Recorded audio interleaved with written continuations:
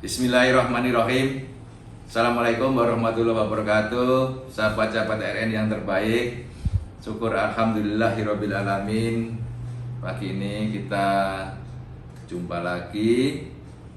Insya Allah sahabat-sahabat RN, kita akan sharing dan semoga di pagi ini sahabat-sahabat RN semuanya diberikan kesehatan, diberikan rezeki yang berlimpah, diberikan kebahagiaan yang sudah berkeluarga, keluarganya semuanya bahagia, dan juga semuanya diberikan keberkahan dari Allah Subhanahu wa taala. Amin. Sahabat-sahabat RN yang terbaik, ini tema hari ini sebetulnya saya peruntukkan terkhusus ya untuk adik-adik kita yang pemuda dan juga pemudi yang masih belum berkeluarga, atau mungkin juga bagi orang tuanya untuk membantu putra atau putrinya dalam memberikan nasihat, dalam memberikan bimbingan, atau kalau diminta oleh putra putrinya, kalau diminta pertimbangan maksud saya.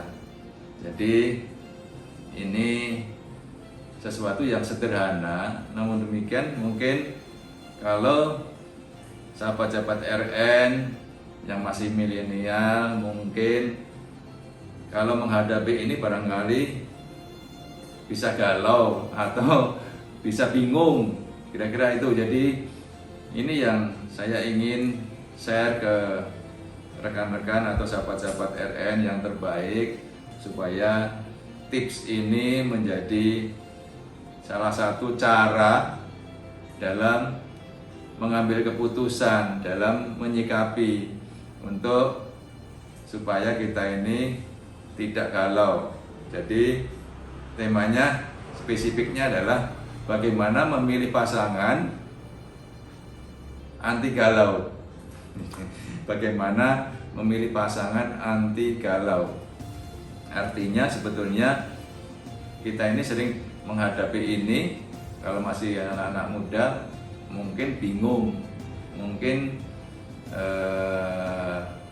mau bersikap apa. Ini juga pertanyaan-pertanyaan yang sering dulu saya juga pernah alami. Namun demikian, wabil khusus ini saya peruntukkan untuk sahabat-sahabat RN yang masih milenial dan juga memerlukan masa depan untuk pertimbangan-pertimbangannya, kira-kira itu.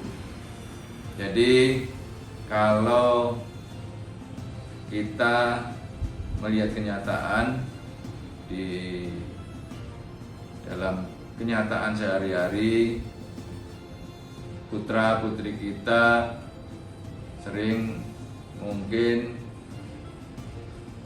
diam, atau mungkin termenung, atau bahkan gerak-geriknya cenderung tidak biasa. Ini kita patut kita curigai, dalam arti kita perlu cek, kita perlu tanya ke yang bersangkutan, sebetulnya ada apa. Nah ini yang juga ada pertanyaan ke saya, mungkin terkait dengan bagaimana anak-anak ini bingung menentukan pilihan beberapa kriteria yang ingin diambil, si A atau si B misalnya begitu. Jadi misalnya ada calon, atau bukan calon ya, yang pihak yang menaksir, ada si A dan si B, bahkan ada juga yang lebih dari 2, ada 3 gitu. Bagaimana cara untuk kita memilih supaya kita nggak galau? Nah ini sebetulnya caranya sederhana sebetulnya sahabat-sahabat RN. Nanti sebetulnya saya akan menyampaikan beberapa hal. Nanti saya akan buatkan matrik ya, nanti sahabat-sahabat RN bisa. Yang pertama tentukan dulu kriteria yang sahabat-sahabat kira-kira akan dipakai. Kriteria apa yang akan digunakan sebetulnya. Kalau kan setiap orang kan bisa beda-beda. Namun demikian mungkin saya ingin memberikan contoh aja yang sifatnya umum. Nah, ini asumsi aja sahabat-sahabat RN, asumsi aja kalau seandainya kriteria agama sudah sama. Jadi saya nggak memperbandingkan masalah agama, tapi anggap saja agama atau keyakinannya sudah sama. Tinggal nanti berikutnya kriteria yang lainnya. Jadi misalnya kriteria pertama misalnya, kalau tadi kan masalah agama sudah tidak dipersoalkan misalnya, tinggal yang nomor satu apa misalnya kriteria yang kita ambil. Misalnya kriteria pertama tuh cantik, ya cantik atau tampan. Nah ini kan yang pertama itu ditulis. Yang pertama cantik atau tampan. Yang kedua kepribadiannya baik. Kira-kira itu yang kedua. Yang kedua kepribadiannya baik. Yang ketiga apa? Yang ketiga pendidikannya. Mungkin yang kita pentingkan pendidikannya yang ketiga. Terus yang keempat terkait dengan latar belakang keluarganya, keluarga besarnya untuk calon itu. Terus yang kelima ini yang barangkali juga agak kalah penting, yaitu bagaimana hartanya atau prospek pekerjaannya, itu kan juga menyangkut harta. Jadi ada minimal ada 5 kriteria misalnya yang umum yang kita bisa sampaikan. Yang pertama misalnya tadi yang saya ulang lagi, satu cantik, yang kedua kepribadiannya bagus, yang ketiga pendidikannya sesuai, yang keempat latar belakang keluarganya juga baik, yang kelima prospek atau nanti hartanya juga mendukung. Itu 5 kriteria yang saya ingin sampaikan. Nanti sahabat-sahabat RN yang terbaik kalau mau menambahkan ada sampai 10 kriteria atau berapa kriteria nggak masalah. Tapi tolong nanti diurutkan sesuai dengan tingkat kepentingannya. Tingkat kepentingannya nanti kita ukur dengan rasio-rasio supaya tingkat kepentingannya itu nanti berurutan sesuai benar dengan yang kita utamakan. Pertama yang kita utamakan yang paling penting, yang kedua, ketiga, keempat, kelima, dan seterusnya. Kita urutkan demikian. Nah, kriteria tadi kita bobotkan. Kalau bobot ada 5 kriteria tadi ya totalnya 100. Nah kalau ada 10 totalnya tetap 100, makanya kita distribusikan bobot tadi langsung nanti jumlahnya semuanya 100. Namun demikian angka bobotnya tadi ya sesuai dengan tingkat kepentingan tadi. Kalau tadi nomor 1 misalnya cantik tampan, ya tolong diberikan angka yang terbesar.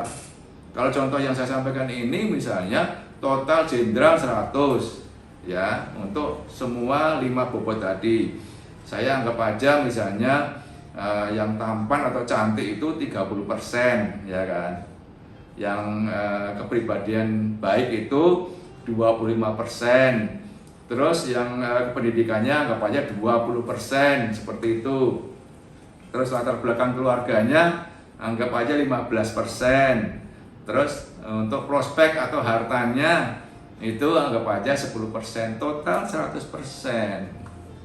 Seperti itu. Jadi nanti setelah kita menentukan tadi kriteria ada 5 atau terserah sahabat-sahabat RN nanti dibuat berapa nggak masalah. Tapi yang penting total semuanya dari seluruh kriteria itu adalah 100%. Seperti itu. Nah, setelah itu nanti kita bisa membuat skor nilai. Nah, kalau kita sempat kuliah kan skor kita kan koridornya 1 sampai 4, udah itu yang paling gampang aja lah. 1 sampai 4. Anggap aja 1 itu yang nilai rendah ya kan. Nilai rendah, yang 2 sedang, yang 3 baik, yang 4 baik sekali. Udah itu aja. Kalau kuliah kita kan skalanya ada yang 4, tapi yang paling umum sampai 4 sih. Jadi 4 itu yang kalau kita kuliah kan A gitu. Jadi kita buat seperti itu. Kita buat nilai penilaian nanti dari skala 1 sampai 4 gitu. Kira-kira gitu. Nah, nanti kita buat matriks ya. Kita buat matriks.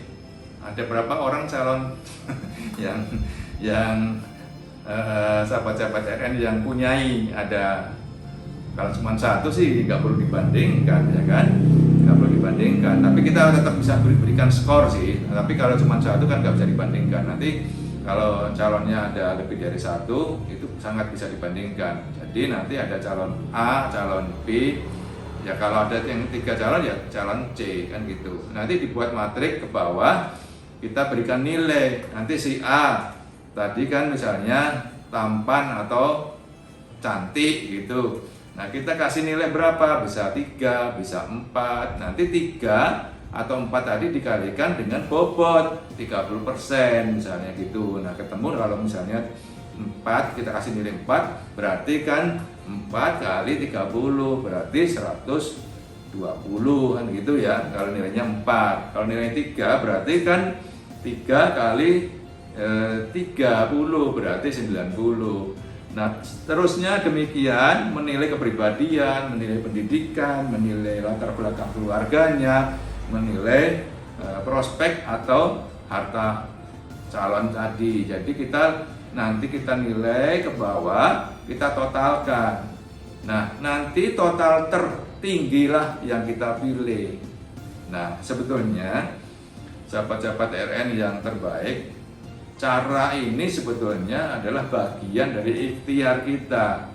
Memang ya, yang paling penting sebetulnya ini bukan terkait dengan duniawi, tapi sebetulnya komitmen. Nah, ini yang paling sulit diukur adalah komitmen. Makanya kita terkait dengan agama tadi yang di depan, kita sudah tidak anggap masalah, sudah tidak kita persoalkan kembali. Jadi masalah keyakinan, masalah komitmen segala macam kita lepaskan. Itu sudah diukur terpisah barangkali. Kira-kira demikian sahabat-sahabat RN yang terbaik. Ini tips sedikit atau singkat ini barangkali bermanfaat. Nanti saya akan tampilkan matriksnya untuk membantu sahabat-sahabat RN yang terbaik dalam memilih calonnya supaya tidak galau. Sebetulnya cara analisis simpel seperti ini berguna untuk seluruh segi kehidupan kita sebetulnya. Dalam rangka kita menentukan pilihan-pilihan dengan cara-cara seperti ini kita bisa lakukan. Tentu kriterianya akan berbeda dengan cara tadi. Kita buat kriteria dulu yang dari mulai yang terpenting, terus diurutkan ke bawah, kita bobotkan dan kita scoring. Setelah itu kita totalkan, barulah kita menentukan pilihan. Sahabat-sahabat RN yang terbaik, ini simple sebetulnya ya. Mudah-mudahan bermanfaat dan jangan lupa untuk jaga kesehatan. Sukses untuk sahabat-sahabat semuanya. Terus berkarya, terus meningkatkan diri kita masing-masing menjadi orang yang berkualitas. Sukses semuanya, salam sehat, dan jangan lupa subscribe ya. Sukses. Assalamualaikum warahmatullahi wabarakatuh.